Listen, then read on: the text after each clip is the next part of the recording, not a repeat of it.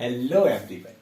In this video, we will discuss about the gene and the disorder which are related to gene, जिन्हें हम बोलते हैं genetic disorder. In previous lecture, we will discuss about the DNA.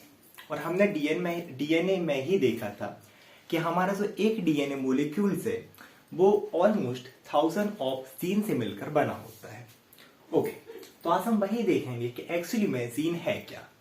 तो gene होता है hereditary unit of the cell. यानी कि हम इससे पहले ही बार बार डिस्कस कर चुके हैं कि हमारा जो डीएनए है या क्रोमोसोम है इस जेनेटिक इंफॉर्मेशन को स्टोर करते हैं या न्यूक्लियस हो, उसके बाद एक पीढ़ी से दूसरी पीढ़ी में ट्रांसमिट करते हैं.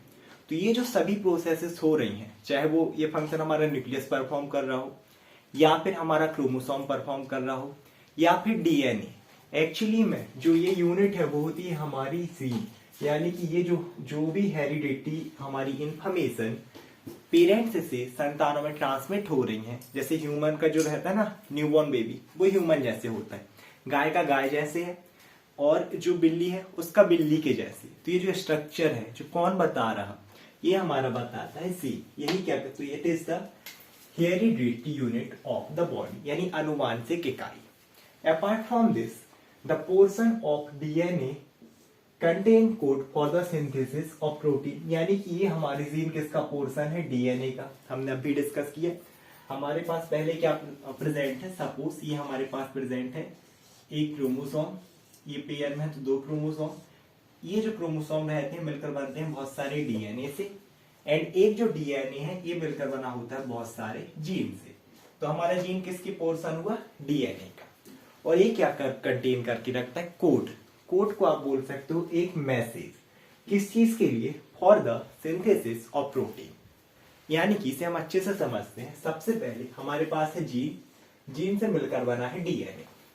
और हमने देखा था कि डीएनए से क्या बन सकता है, आरएनए. वो एक प्रोसेस होती है जिसे हम बाद में देखेंगे ट्रांसक्रिप्शन बोलते हैं. आरएनए के बाद में उसे डिटेल में बताऊंगा. तो हमारा डीएनए से क्या बनता है, आरएनए. और वो आरएनए हमने देखा था कि जब आरएनए क्या फॉर्म करता है, सब यूनिट ऑफ राइबोसोम, और वो राइबोसोम की सब यूनिट बनाती है हमारा राइबोसोम. और फिर ये राइबोसोम एक्चुअली में क्या करते हैं, synthesis of protein. That's why हमने बोला कि it is the code for synthesis of protein. Apart from this, it is like a book that contain information for the synthesis of protein. अब ये क्या होता है, जैसे हमारी एक बुक रहती है ना जो कि इंफॉर्मेशन कंटेन करके रखती है. जैसे अब पास तो बहुत सारे लोगों को होना है एग्जाम में, बुक देखना, बुक यूजुअली एक ही होती है किसी एक सब्जेक्ट की, और उसी से सभी पास हो जाते हैं. क्यों, क्योंकि उसने इंफॉर्मेशन कंटेन करके रखी है. सेम ऐसा हमारी बॉडी में बहुत सारे टाइप के प्रोटीन बनते हैं और उनके लिए जो भी इंफॉर्मेशन होती है वो हमारा जीन ही कंटेन करके रखता है. इसे हम थोड़ा अच्छे से समझते हैं. जैसे हमने देखा था कि हमारा एक प्रोटीन मोलिक्यूल से 20 अमीनो एसिड से मिलकर बना है. 10 है अननेसेसरी जो कि पहले से ही हमारी बॉडी में प्रेजेंट है, एंड 10 आर नेसेसरी जो कि हमें फूड से मिलते हैं. तो अब इसकी प्रोसेस क्या होगी, 10 तो पहले से प्रेजेंट है न्यूक्लियस में, और जो 10 हम खाना खाने से आ रहे हैं, तो जैसे ही वो आते हैं तो हमने देखा था कि mRNA न्यूक्लियस में रहता है. वो क्या करता है, tRNA को मैसेज देता है कि वो चीजें आ गई हैं. फिर tRNA ट्रांसपोर्ट करेगा, यानी कि नेसेसरी को किन के पास से लेके आएगा, अननेसेसरी के पास. और अब ये एक साथ मिलके बनाते हैं एक प्रोटीन मोलिक्यूल. तो एक प्रोसेस का जो सीक्वेंस है ना, उसी को मेंटेन करके रखता है हमारा पूरा जीन. इसे आप कैसे समझ सकते हैं, जैसे रोटी बनाना, पहले आटा लो, पानी डालो, फिर आटे को मारो, देन रोटी बेलो, फिर सेंको. अब ऐसा तो है नहीं कि हम पहले क्या कर लें कि रोटी सेंक लें, उसके बाद उसको पानी डाल के फिर से मारेंगे, खराब हो जाएगी. सेम एज ये जो प्रोसेस जो एक सी चल रही है बिकॉज ऑफ द जीन, क्योंकि ये पूरी एक सीक्वेंस से इंफॉर्मेशन को कंटेन करके रखता है. Now let's move forward, we will discuss about the genetic disorder. तो डिसऑर्डर मींस होता है डिसीजेस नॉर्मली, और जेनेटिक यानी कि ऐसे डिसऑर्डर जो कि हमारे जीन रिलेटेड रहेंगे. हम इन्हें बोल सकते हैं अनुवांशिक disorder.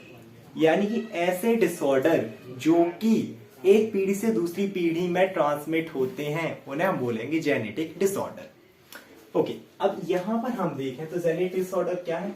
Disease which occurs due to the absence of gene. या तो क्या हो जाए कि हमने देखा था ना कि हमारा डीएनए है, उसमें हमारे क्रोमोसोम है, ये डीएनए और ये जीन। तो अब अगर मान लो किसी में भी क्या हुआ कि हमने देखा था कि एक डीएनए में थाउजेंड्स ऑफ क्या है? जीन है। अगर इनका नंबर मान लीजिए किसी भी कंडीशन में अब यहाँ पर क्या हो जाए कि घट जाए, यहाँ पर 900 हो जाए, या कोई भी जीन यहाँ पर क्या है? एब्सेंट है, एक कॉज। तो एक तो एब्सेंस की वजह से हो सकता है, सेकेंड कि वो डीएनए क्या हो? डिफेक्टिव हो। ये जो हमारा जीन था ना, इसमें क्या हो जाए? कोई डिफेक्ट आ जाए। डिफेक्ट मीन्स एबनॉर्मेलिटी, नॉर्मल से क्या हो जाए? एबनॉर्मल। तो ये सारी क्या कॉज हो सकते हैं? किस चीज की कॉज हो सकते हैं?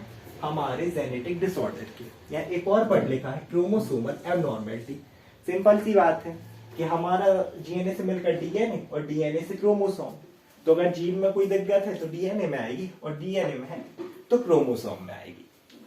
ओके, अब हम देखते हैं there are two cause of genetic disorder. The first one is genetic variation. Genetic तो आप लोग समझ गए कि अनुवांशिक। इसका क्या मतलब होगा कि जो कि पर्टिकुलरली पेरेंट से ही क्या हो जाएगा, एक पीढ़ी से दूसरी पीढ़ी में ट्रांसमिट, इसलिए हम जेनेटिक लगा रहे हैं क्योंकि जीन रिलेटेड रहेगा। Second thing variation. Variation, berries का मतलब होता है डिफरेंट होना।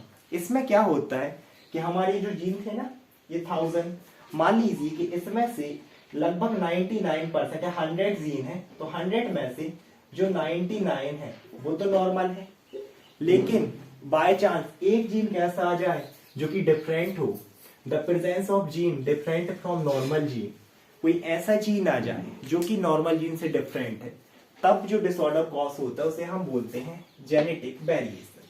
सेकंड होता है जेनेटिक म्यूटेशन। जेनेटिक फिर इसलिए क्योंकि जीन से रिलेटेड है। म्यूटेशन बट अगर कहीं पर भी आता है, म्यूटेशन का मतलब होता है चेंज या फिर एल्ट्रेशन। तो क्या हो जाए, अब अगर हमारे जीन में कोई चेंज हो जाए, ये बहुत सारे फैक्टर रहते हैं, मेनली एनवायरमेंटल फैक्टर, जिसमें आपका आता है कि आप न्यूट्रिशन क्या ले रहे हैं, एनवायरमेंट एक्सेट्रा। अब या तो क्या हो जाए कि जीन में क्या हो जाए, चेंज आ जाए, और या फिर हमारे डीएनए में चेंज आ जाए, या फिर हमारे क्रोमोसोम में चेंज आ जाए। तो ऐसे डिसऑर्डर को हम बोलते हैं जेनेटिक म्यूटेशन। एक्चुअली में ये हुआ। आफ्टर दैट अब हम डिस्कस करेंगे टाइप ऑफ जेनेटिक डिसऑर्डर। हम 4 टाइप में क्लासिफाइड करते हैं। The first one is single gene disorder. Biology is the game of bird. Single means एक जीन पता है, और डिसऑर्डर मीन्स डिसीज, यानी कि ऐसे डिसीज और कंडीशन जो कि कब डेवलप होंगे, जब किसी एक जीन में क्या हो, एबनॉर्मेलिटी हो। अब वो क्या हो सकती है, या तो वो हमारा वेरिएशन भी हो सकता है, या फिर म्यूटेशन भी हो सकता है कि हमारे कोई अलग से जीन प्रेजेंट हो, या फिर हमारे नॉर्मल जीन में ही क्या हो जाए, कुछ चेंजेस आ जाए। इसमें हम जो एग्जांपल देखते हैं बोलते हैं sickle cell anaemia and Huntington chorea. इसमें जो फर्स्ट वन है it is sickle cell anaemia. अब एनीमिया क्या है? एनीमिया मीन्स होता है ब्लड की कमी, ठीक है। एनीमिया मीन्स क्या हुआ, ब्लड की कमी। एंड सिकल सेल, इसमें क्या हो जाता है, जो हमारी नॉर्मली आरबीसी रहती हैं, आरबीसी होती है हमारी डिस्क सेप, आरबीसी होती है हमारी डिस्क सेप, वो भी बायकॉन्केव, कुछ इस तरीके का, इस टाइप से आप देखो तो स्ट्रक्चर रहता है आरबीसी का। बट जब ये डिसऑर्डर होता है तो एकदम सिकल सेप बन जाती है, इस टाइप से एकदम सिकल सेप स्ट्रक्चर बन जाता है, जिससे बहुत सारी फंक्शनिंग में प्रॉब्लम आती है। इसे हम डिटेल में डिसऑर्डर को अलग से पढ़ेंगे, अभी के लिए आप लोग इतना समझ लीजिए। सेकेंड यहाँ पर है हंटिंगटन कोरिया। जो हंटिंगटन कोरिया है, इसमें एक्चुअली में क्या होता है, ये भी जेनेटिक डिसऑर्डर है।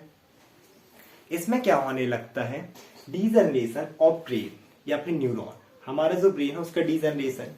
और मैंने पहले ही भी बोला था और बता चुका हूं कि जो हमारा ब्रेन है it control all the activities of the body, यानी कि if I am speaking so it is control by brain, if I am teaching और आई एम स्पीकिंग तो ये भी जो कंट्रोल हो रहा हमारा ब्रेन कंट्रोल कर रहा।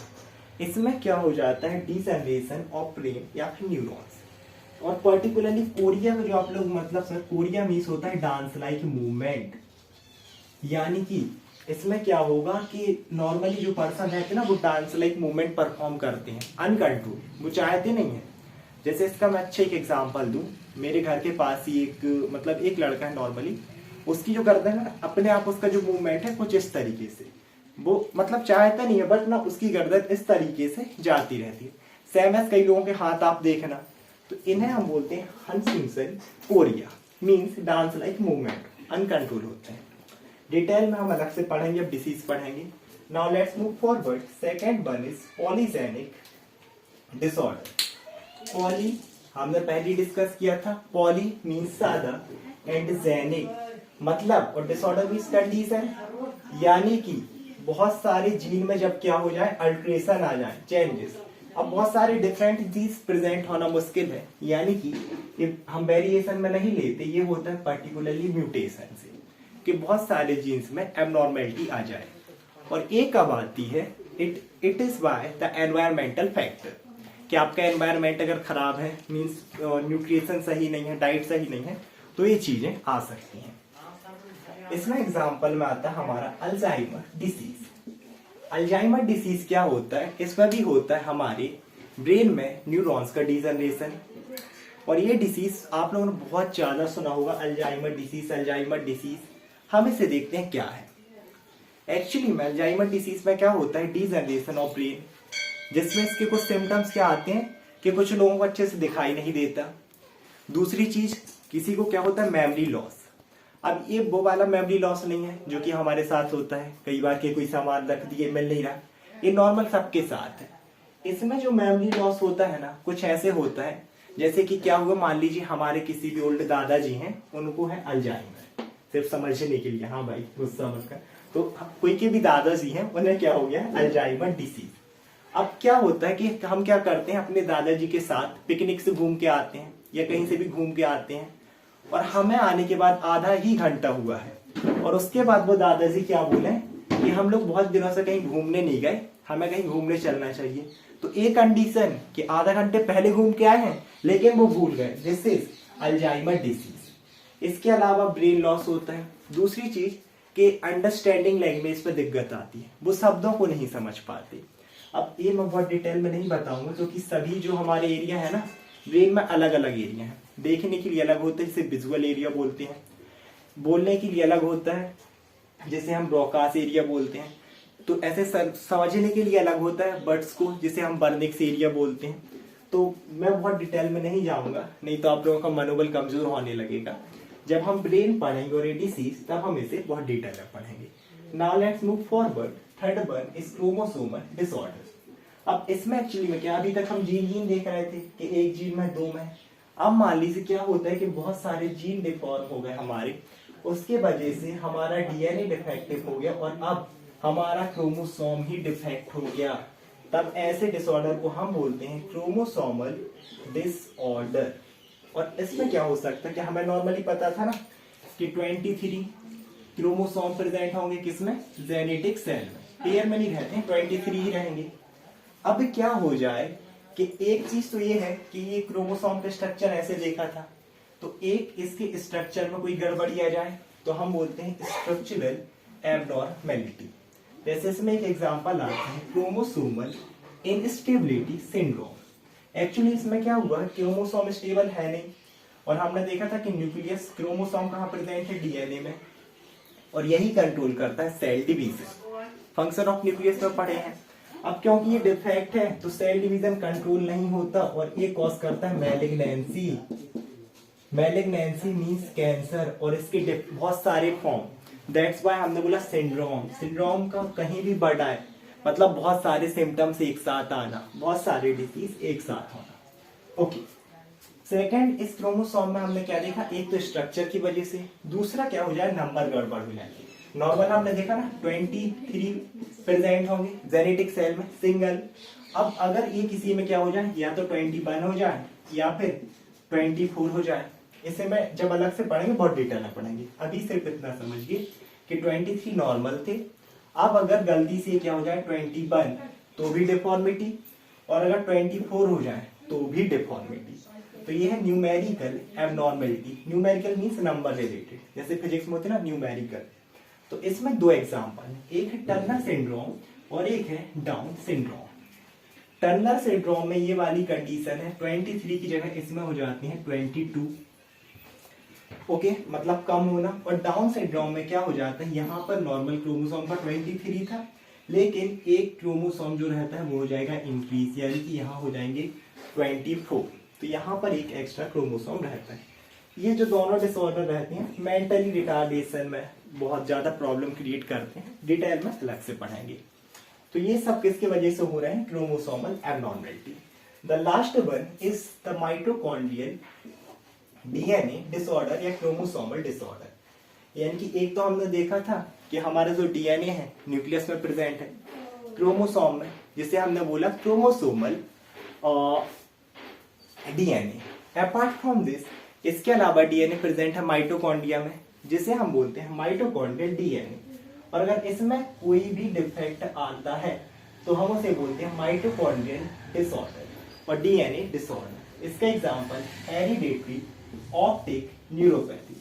ऑप्टिक रिलेटेड रहता है हमेशा आई से, हेरिडेटरी मींस अनुवांशिकता। ऑप्टिक कभी भी देखना जैसे ऑप्टिकल्स करके शॉप रहती है, चश्मे की दुकान।